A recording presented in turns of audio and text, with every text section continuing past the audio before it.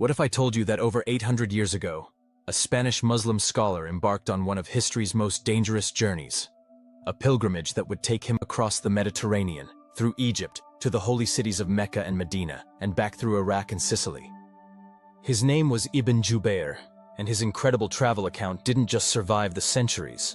It became the blueprint for travel writing in the Islamic world.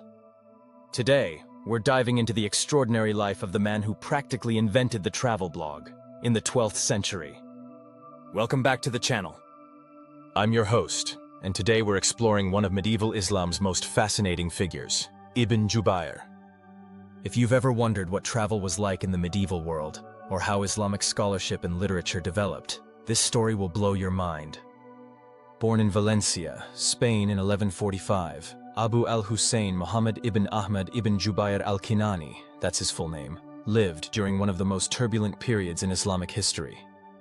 The Crusades were raging, Islamic Spain was under pressure from Christian kingdoms, and the Muslim world was experiencing both incredible cultural flowering and political fragmentation. But Ibn Jubayr did something remarkable. He traveled across this dangerous world and wrote about it in such vivid detail that his work is still studied today by historians, archaeologists, and literary scholars.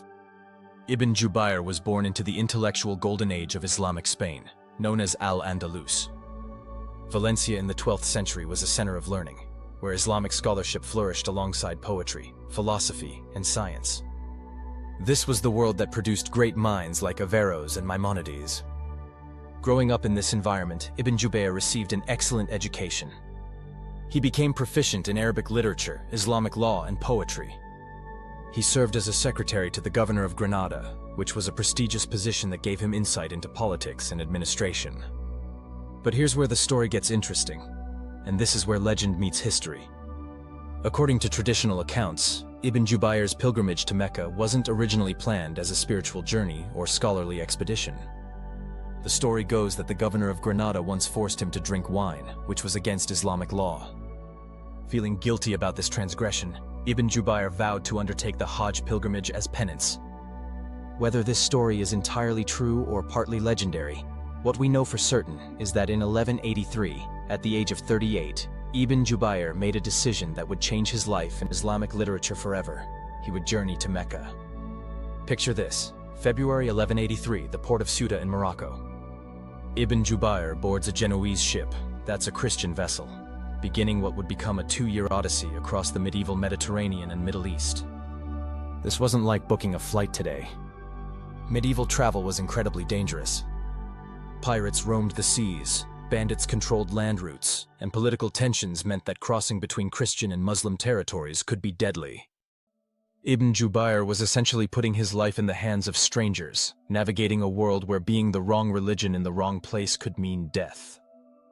The ship took him on a month-long journey to Alexandria, stopping at Sardinia, Sicily, and Crete, all non-Muslim territories. Imagine the courage this required. He was traveling through lands where Muslims were often viewed with suspicion or hostility, carrying precious little except his determination to reach the holy cities. But Ibn Jubayr did something that makes him special among medieval travelers. He took notes. Detailed observational notes about everything he saw, the people, the architecture, the customs, the food, the political situations. He was essentially creating the world's first comprehensive travel blog, written with a quill pen on parchment. What makes Ibn Jubayr's account, known as the Rihla Ibn Jubayr, or the Travels of Ibn Jubayr, so valuable is his incredible eye for detail and his objective approach to recording what he observed. In Egypt, he documented the Fatimid architecture and administration with the precision of a modern historian. He described Cairo's bustling markets, the Nile's annual flood, and the complex relationships between different religious communities. His descriptions are so accurate that modern archaeologists and art historians still use them to understand medieval Islamic architecture and urban planning. When he reached the holy cities of Mecca and Medina, Ibn Jubayr provided what became one of the most detailed and influential descriptions of the Hajj pilgrimage in medieval literature. He wrote about the sacred rituals, the international community of pilgrims from across the Islamic world, and the profound spiritual experience of being in these holiest of places. But here's what's really fascinating. Ibn Jubayr didn't just write like a religious pilgrim. He wrote like a social scientist. He observed the economic systems, noted cultural differences between regions, and even commented on political tensions and administrative practices. He was documenting the decline of certain Islamic powers while noting the rise of others, particularly the growing influence of Saladin in the east. Ibn Jubayr's return journey was equally remarkable. Instead of retracing his steps, he traveled through Iraq, visiting Baghdad and other major centers of Islamic learning. Then he took a route through Sicily, which was then under Norman rule but had a significant Muslim population. This choice of route was brilliant for his literary purposes. Sicily in the 12th century was a unique place where Islamic, Byzantine, and Norman cultures intersected. His observations of this multicultural society provide historians with invaluable insights into medieval Mediterranean civilization. But what Ibn Jubayr created with his travel account was revolutionary. The Rihla, meaning journey or travel account, became a distinct genre of Arabic literature largely because of his work. He established the template that would be followed by countless other Muslim travelers, including the famous Ibn Battuta 150 years later. Ibn Battuta, often called the Marco Polo of the Islamic world, actually used Ibn Jubayr's descriptions of Mecca and Medina in his own account because they were so accurate and well written. That's the mark of truly great travel writing, when later travelers prefer your descriptions over their own memories. The influence spread across the Islamic world. North African travelers quoted him extensively. Egyptian historians like al-Makrizi used his descriptions of Cairo. His writing style was widely imitated, and unfortunately sometimes plagiarized, but that's another mark of influence. What made Ibn Jubayr such an exceptional travel writer? First, his writing style was concise yet vivid. He could describe a bustling market in Alexandria or a quiet moment in the Prophet's mosque in Medina with equal skill. He combined the precision of a scholar with the storytelling ability of a poet.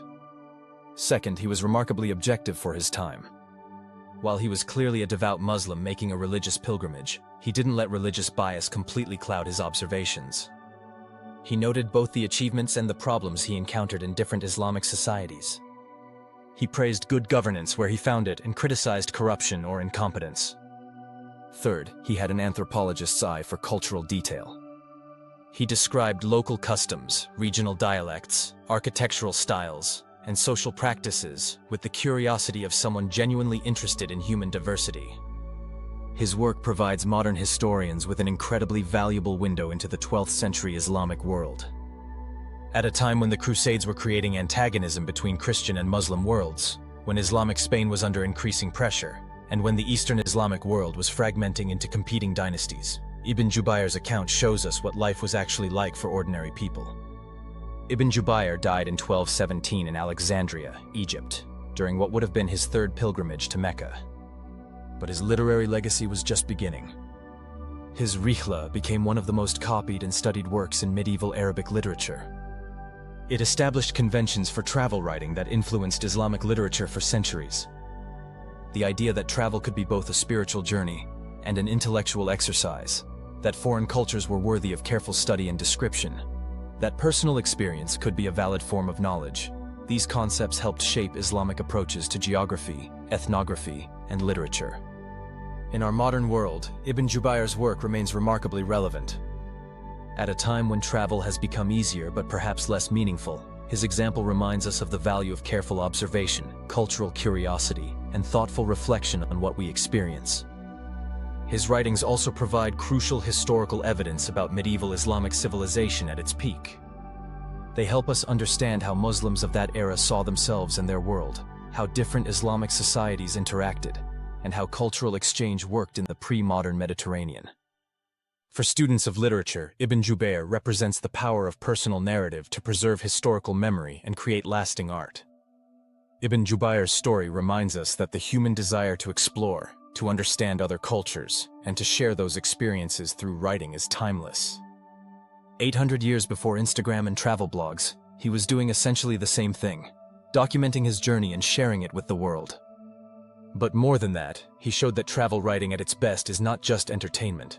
It's a form of scholarship, a way of preserving cultural memory, and a bridge between different worlds and different times. The next time you read a travel blog or watch a travel vlog, remember Ibn Jubayr. the medieval Muslim scholar who practically invented the genre, armed only with curiosity, courage, and a really good quill pen. What do you think? Would you have had the courage to make Ibn Jubayr's journey? Let me know in the comments below, and don't forget to like and subscribe for more stories from Islamic history that you probably never heard in school.